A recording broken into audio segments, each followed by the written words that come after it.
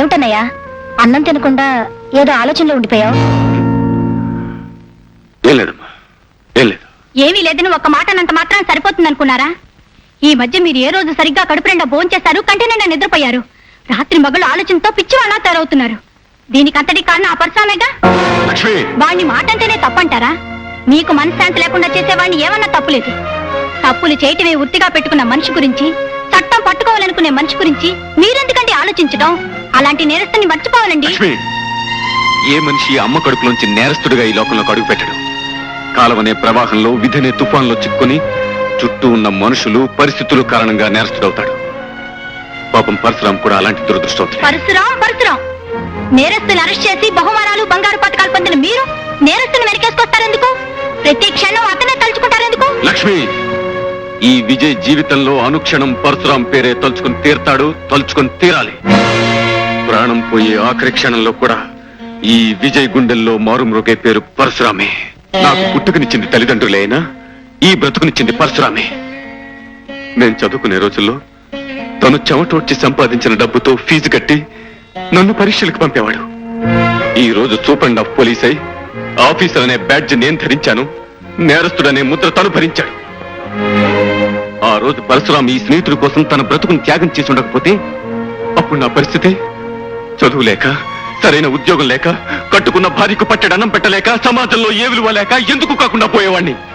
ఈ రోజు నేను చేస్తున్న ఉద్యోగం, అనుభవిస్తున్న ఐశ్వర్యం, ఉంటున్న ఇల్లు, తింటున్న తిండి అన్ని ఆ పరశురాం త్యాగానికి ఫలితం. లక్ష్మి, అందుకే చేతులెత్తి ప్రార్థిస్తున్నాను, పొరపాటు కూడా నా పరశురాం గురించి ఒక్క మాట కూడా అనొద్దు ప్లీజ్.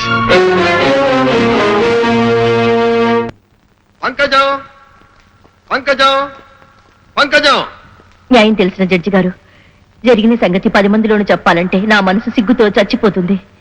అంతేకాదు బాబు, ఆ విషయం తలుచుకుంటేనే చాలు భయంతోనూ బాధతోనూ నా గుండె గిలగిలలాడిపోతుంది. నేను తెలిసి తెలియని వయసులో ఒక పెద్ద మనిషి మాటలు నమ్మి మోసపోయాను. నా కర్మ ఎలా కాలినా నా చిన్నారి చెల్లెలు స్వప్న బతుకు అలా కాకూడదనుకున్నాను. నా బతుకులా దాని బతుకు అస్తవ్యస్తం అవ్వకూడదని కష్టపడి చదివించుకున్నాను. ఓ మహారాజుకిచ్చి దాని పెళ్లి చెయ్యాలనుకున్నాను. బిడ్డా పాపలతో తను కలకలలాడుతూ కాపురం చేస్తుంటే చూడాలని కంపెడాస పెట్టుకున్నాను బాబు. అయితే దేవుడుగాను ధర్మమూర్తిగాను మాకు పరిచయమైన పరశురాం బాబు హఠాత్తుగా ఒకరోజు తప్పతాగి మా ఇంటికి వచ్చాడు. నా గురించి, నా చెల్లెల గురించి అసభ్యంగా మాట్లాడాడు. నిద్రపోయి నా చెల్లెల్ని బలవంతంగా లేవదీశాడు. మగ దిక్కులేని నేను అతనికి అడ్డుపడ్డాను, అతని కాళ్ల మీద పడ్డాను. పెళ్లి కావలసిన నా చెల్లెలి జీవితాన్ని నాశనం చెయ్యొద్దని ఏడ్చాను, మొత్తుకున్నాను. అతను రాక్షసంగా నన్ను కాలితో తన్ని గోల పెట్టి నా చెల్లెల్ని భుజాల వేసుకుని తీసుకెళ్లిపోయాడు బాబు.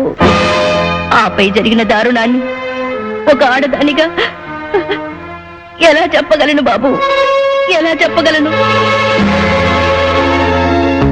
ఆ రోజు బాగా చీకటి పడింది సార్. నేను నా ఫ్రెండ్స్ తో ఓ పార్టీకి వెళ్లి కారులో తిరిగి వస్తున్నాను. సరిగ్గా పంకజం ఇంటెదురుగా ఉన్న కిళ్ళీ కొట్టు దగ్గరికి వచ్చేసరికి నా కిళ్ళీ వేసుకోవాలనిపించింది. కారు దిగానో లేదో ఏడుపులు పెడబబ్బులు వినిపించాయి.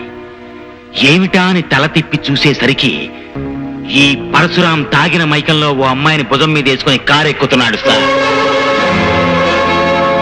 అమ్మాయితో కారు ఎక్కేస్తున్నాడు అన్నారు కానీ ఇంతకీ మీరు అమ్మాయిని గుర్తుపట్టగలరా?